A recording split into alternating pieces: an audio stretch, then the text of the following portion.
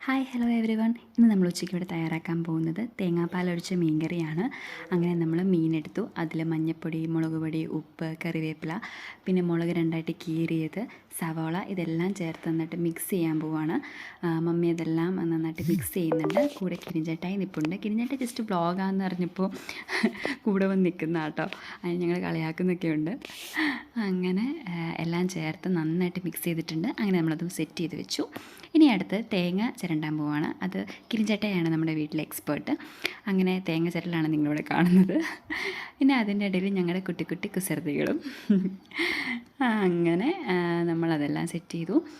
ഇനി മമ്മി മീൻകറിയിലോട്ട് തേങ്ങാപ്പാൽ ഒഴിച്ചു. പക്ഷേ അത് നമുക്ക് വീഡിയോ എടുക്കാൻ പറ്റിയില്ല, കാരണം വീഡിയോ എടുക്കുന്നതിന് മുന്നേ തന്നെ മമ്മി അത് ഓൾറെഡി ഒഴിച്ചു കഴിഞ്ഞു. അപ്പോൾ അതങ്ങനെ ഒഴിക്കരുതായിരുന്നു എന്നൊക്കെ വരുൺ പറയുന്നുണ്ട്. ഒഴിക്കാൻ പാടില്ലായിരുന്നു, നമുക്ക് വീഡിയോ എടുക്കണമായിരുന്നു എന്നൊക്കെ.